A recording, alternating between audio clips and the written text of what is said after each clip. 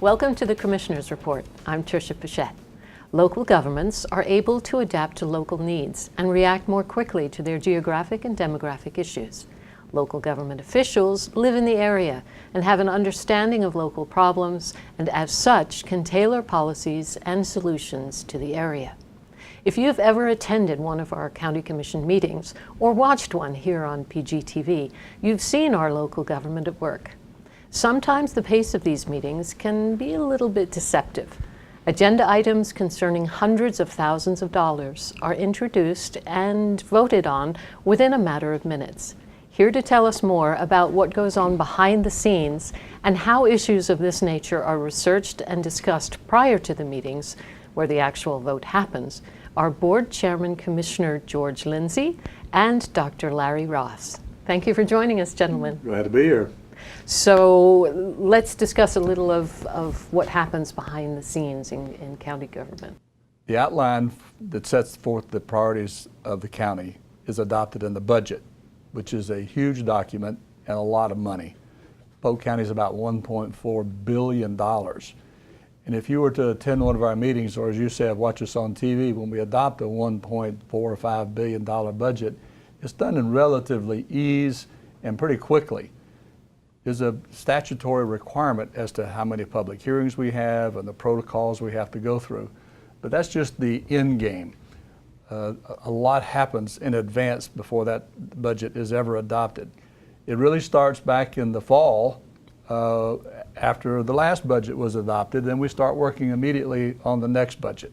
Dr. Larry Ross meets with each of our commissioners and kind of gets a profile for them. I'll ask Larry to tell us about how he goes through it, then I'll chime in on the back end of that also. Okay, welcome, Dr. Ross. Good morning.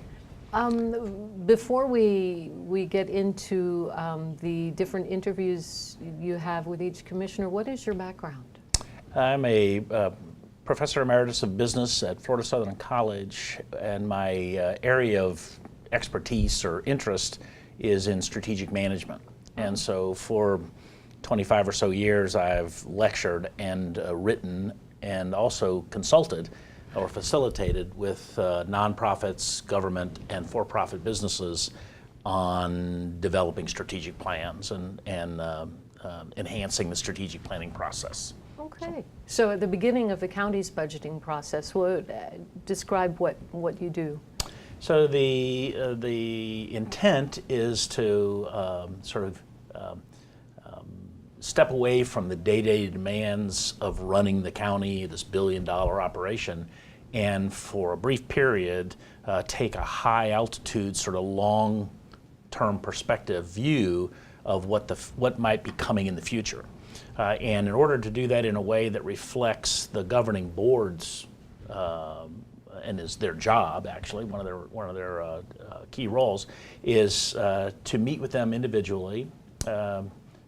As Chairman Lindsey said, shortly after the budget is approved, the process resets. Interviews are conducted one-on-one with each of the commissioners, asking them the standard set of questions about what do they see facing the county, what do they see internally as challenges from their perspective on the board, what do they see or know or hear in terms of external challenges or opportunities or demographic shifts, whatever might be happening externally, and then compile those into a sort of a summary report looking for some common themes. What we don't want to do is take precious time during the retreat and address one small item that maybe one commissioner has and none of the other commissioners. That will probably come up during the course of the year as an agenda item in a commission meeting. So what we're really trying to do again is identify what might be the big issues. Then I meet with county management, the senior team, and we develop an agenda for the retreat. And part of that process is marshaling the resources to bring to the retreat so that the commissioners, whatever these issues or challenges or opportunities might be, that they can have information in front of them from knowledgeable experts, subject matter experts, mostly internal, county staff, sometimes external. We've had all kinds of folks representing healthcare and representing transportation and representing economic development who are not internal staff, but come in and provide background for these agenda items. And then that agenda is presented to the Board of County Commissioners for their review. Does this look like what you all talked about? It's typically the first time they've seen the compilation of all the different ideas. They may or may not make some revisions or suggestions to that agenda. Those revisions are implemented, and then we go to retreat. And when is the retreat? Our retreat this year was in mid-February. Okay. And out of that, we set several goals, came to consensus. One of the good news is we asked Marcia Fox, who was our property appraiser, what are the revenue projections for next year? We're going to have more or less, about the same. And the good news was, with new construction and values, there's seems to be a bump in values, so that's always good news. As Dr. Ross said, we began to bring our varied interests together to create a common interest. And transportation is always top on our list because we're really behind in our transportation needs. I've said before that the east half of the county now has the same population as the west half of our county, really catching up and exceeding. But the east half of the county has only half the lane miles that the west half. So that's a challenge. We also, as part of that, began to isolate which projects can give us the greatest relief on the east side of the county for new transportation. We also realized that mass transit is deficient on the east side. So we agreed to fund 2 additional routes on the east side of the county that came out of our retreat. Our transportation people tell us that over 80% of our riders use public transit to get to work.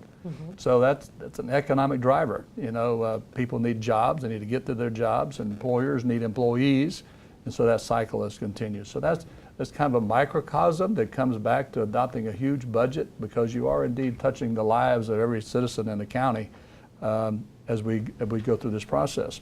Public safety is always a top priority.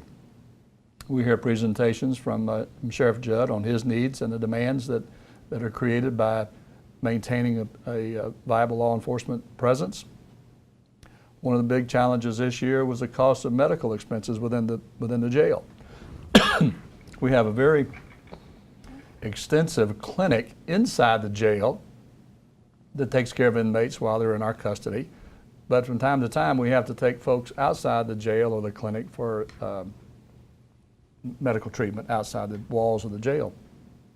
The challenge there is that a few years ago, that external cost was $3.5 to $4 million. But now it's over $11 million.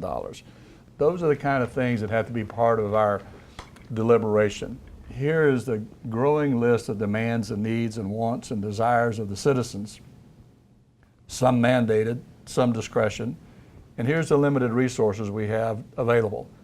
So it is this retreat process that begins us to focus what is our highest priorities, what are the resources we're willing to dedicate to that purpose.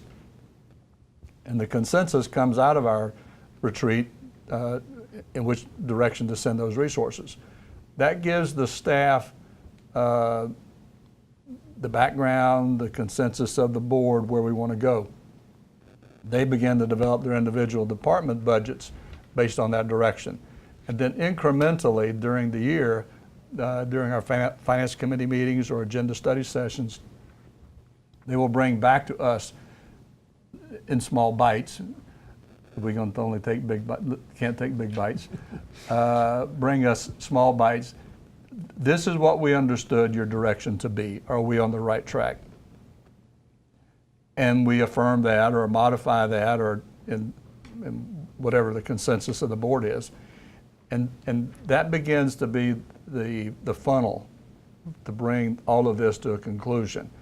And so by the time we get to late August, or early August, we start having the public hearings, putting the budget out in the general public, and start the public hearing process.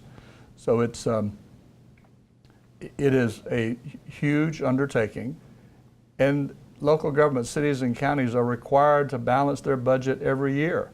Unlike our friends at the feds, we don't have the privilege of, going down to the local printer and printing more money. We have to present a balanced budget, and that's certainly the prudent thing to do. But it is a deliberative process that takes a huge team to pull this off. We've got a great accounting staff that easily can, if we change directions, they can give us the consequences and options in order to make informed decisions. And this board has done a very commendable job, I think, of meeting their responsibility, balancing the needs of the citizens, realizing that we can't do everything. There's just simply no resources that are long enough to reach every corner of the county. But where we cannot meet a need in one year, we don't ignore it the next time around, so that as revenues become available or programs change, we can have a flexible plan. We have long-range plans in our utility division, long-range plans in our parks and recreation, long-range plans in our transportation. And that's undergoing constant review, so that as circumstances warrant, we go back to our master list and said, okay, how many of these projects can we fund this year? And then between now and next year, we go the next 5 or 10 or however many we can.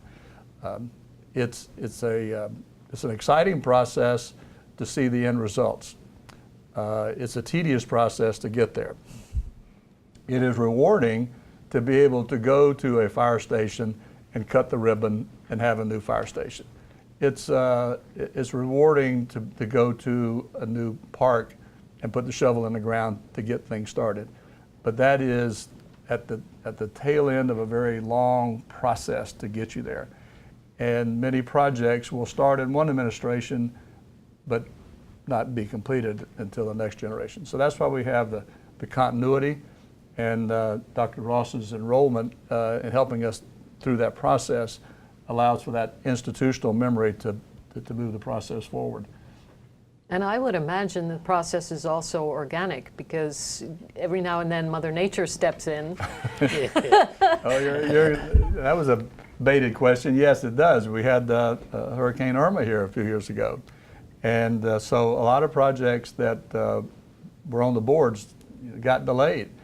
We had spent about $40 million in hurricane cleanup throughout the county.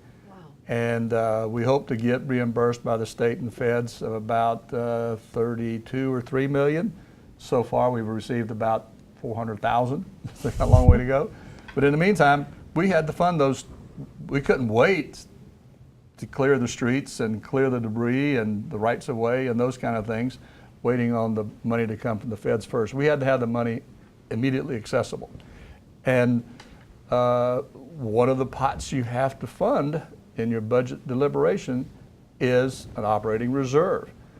Our target is to have a 60-day cash reserve. We haven't been able to reach that, but we're in the low 40-day range, and it was that available resource that allowed us to meet the immediate need.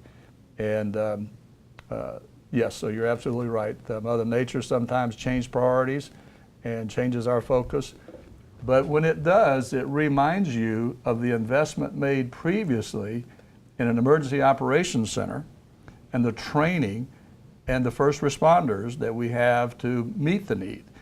And all of our public employees in various departments have people dedicated to that emergency response team, even down to purchasing and procurement. If you have a need immediately for a generator, you don't have time to go out for bids. You don't have time to do interviews for consultants when certain things happen. So you have to have emergency declaration, go get the generator, or go do what you got to do, and we'll let the paperwork follow later. But all of that is part of the planning process to have an emergency operation facility in place, procedures in place, and the people in place to make it all work.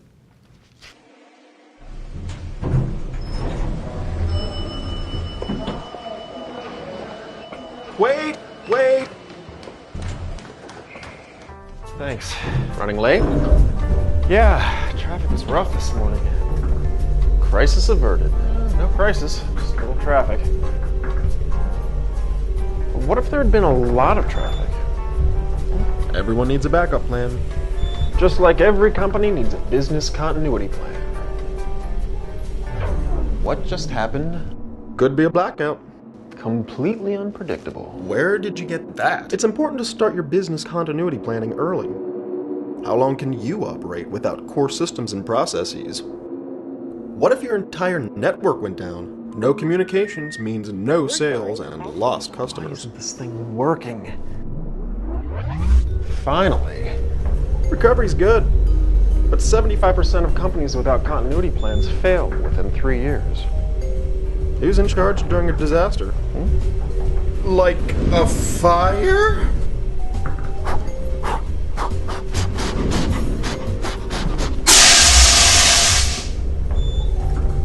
Identifying teams and assigning tasks is essential. Everyone needs to know their responsibilities. What's going on? It could be a hurricane. Hurricane? Weather can badly damage your assets. Planning better prepares your company to recover from any disruption. Why aren't you getting wet? Not everyone's under the same umbrella. It's important to test, update, and exercise your preparedness measures. So, can we share? No. A business continuity plan for one company won't fit another. That's why it's important for everyone to develop their own plans.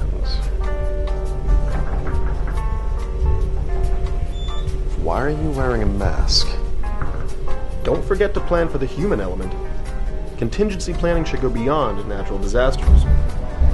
Plan for man-made threats, too. Oh, come on. Great. Hey, let me out.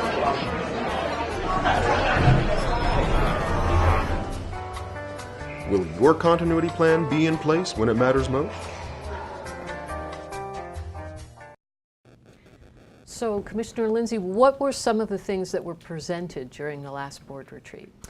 Well, we always get an update on public safety. I mentioned earlier, Sheriff Judd gives us his update. The fire folks gave us an update on the challenges there, which we've made part of our program to address in the future. We also heard a great presentation on economic development, the good things that have happened in recent past about that add jobs, that adds payroll, that adds tax base to the community. That was encouraging, that some of the successes we've been able to bring to the county. We've also heard a presentation in our transportation arena about Brightline, that is the private high-speed rail, well, almost high-speed rail, coming from Miami up to Orlando, and then ultimately from Orlando over to Tampa. And of course, we want to stop in Polk County. And the folks from Brightline gave us a great presentation, overall orientation, and their progress. They already have their first link in South Florida, and they're actively pursuing their link from South Florida to Orlando. Once they get that tied down, then they'll focus on the Tampa. After they get to Tampa, then they'll come back and visit Polk County. Our friends in Lakeland, of course, want to stop in Lakeland, but our position is we're glad for any stop in Polk County. And the interesting thing about Brightline is private sector driven, is private money. So the economics will drive where the various locations or stops might be. And so when they decide what is the right location, then there'll be some land use decisions, some infrastructure decisions that'll have to be made on the part of the county to facilitate that. And I look forward to seeing what those challenges might be. But that was just a small section of our overall transportation challenges. Okay. Now, Dr. Ross, in this process, what are some of the indicators that you use to make sure that it's a successful process? Well, the professor may wants to say, if you want to measure success, you start with what are the objectives for the retreat, and then you go back and measure that at the end. So the retreat process is partly designed to take the board and the management team out of the day-to-day routine and all the fires and decisions that are being made, and sort of avoid those distractions for at least a day or two. Part of it is to sort of bring them together and see if they agree or reach consensus, as the chairman said, about how have we done up till now, and then most importantly, to identify and prioritize, looking into the future, what are the big things? You know, not the sort of non-discretionary things that the bulk of that $1 billion budget funds, but the things that are not in the budget now or that need special attention.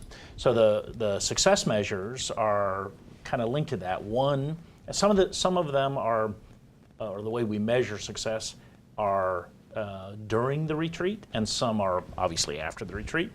During the retreat, we're particularly interested in the level of engagement.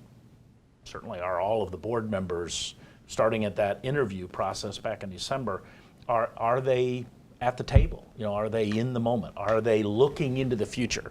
Likewise, the management team in response to that. So level of engagement is very important.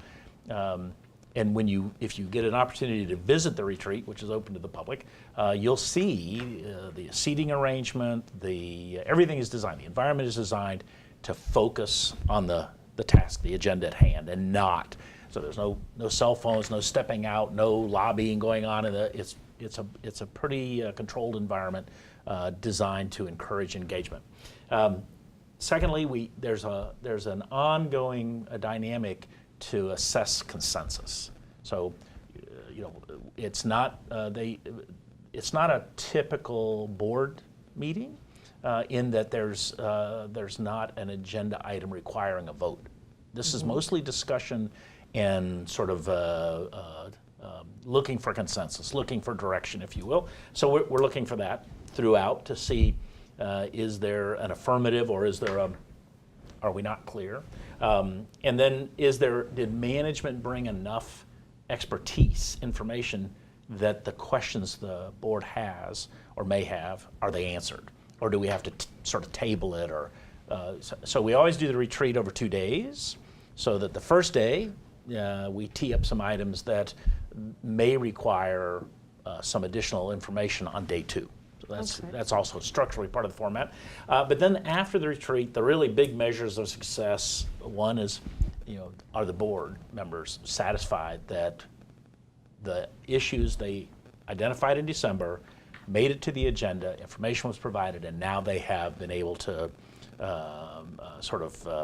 provide direction or abandon a course of action or whatever. Are they satisfied? Because it is ultimately the board's retreat. And then secondly, is management satisfied that they got the direction they needed? I mean, running a multi-thousand person $1 billion budget spread over a large geographic area, there's a lot of decisions that have to be made every day. When we're dealing with these kind of strategic big issues, they just need to know, so the board isn't micromanaging what a department is doing. Are they giving them sufficient direction to let them go do their job? And that's really those two are probably the big metrics.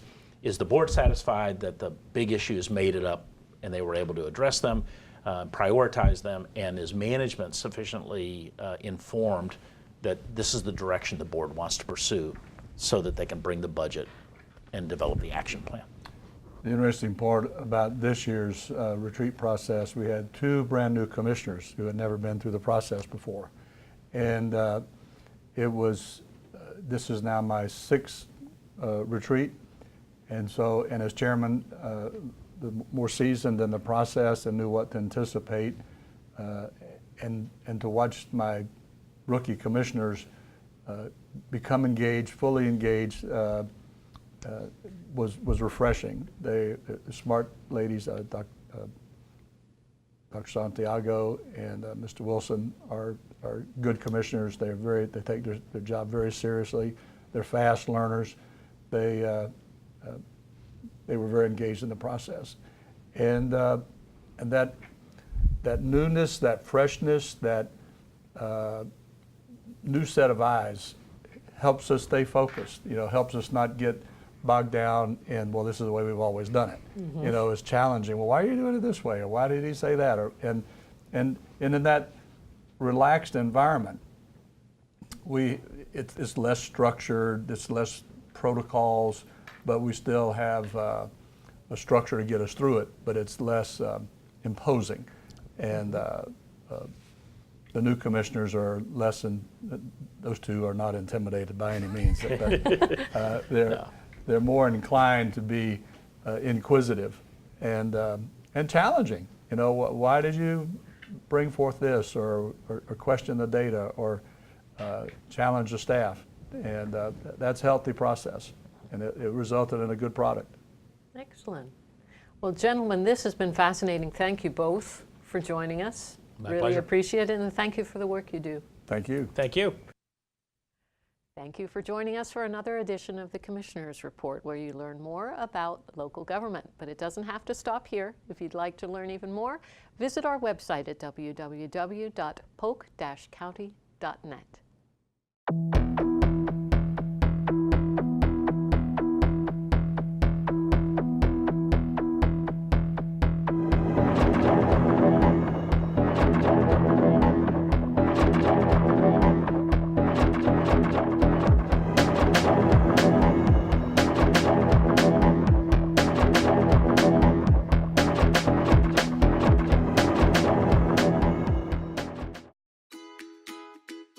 Women-owned businesses are a force to be reckoned with, and they're on the rise. In support of their continued growth, the U.S. Small Business Administration, or SBA, is here to help by giving women entrepreneurs access to the tools they need to start, succeed, and grow in their business ventures.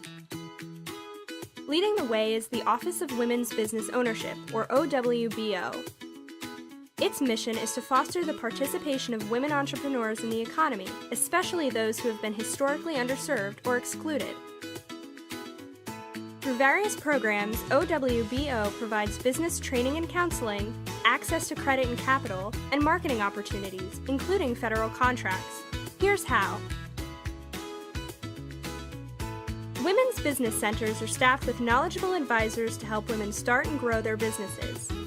They're located in almost every state, and each adapts its services to the needs of its community with training in finance, management, contracting, marketing, and more.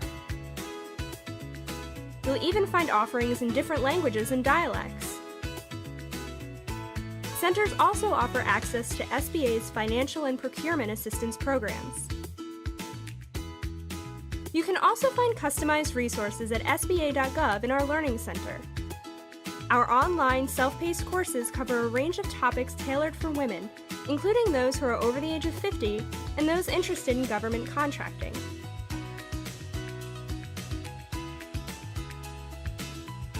If you are interested in making the government your customer, SBA's Women-Owned Small Business Program could be for you.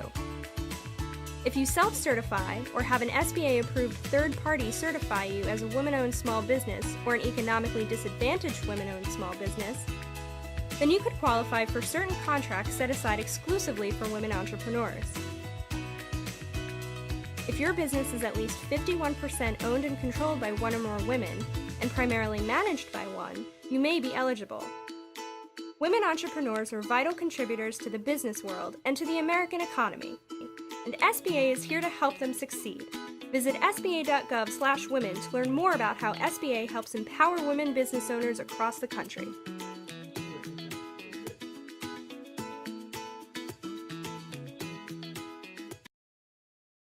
So they say it's a man's world? I don't see anybody's name on it. While they were doing their thing, we slowly changed all that. Today, women can do anything men can do. And there's one thing we're even better at.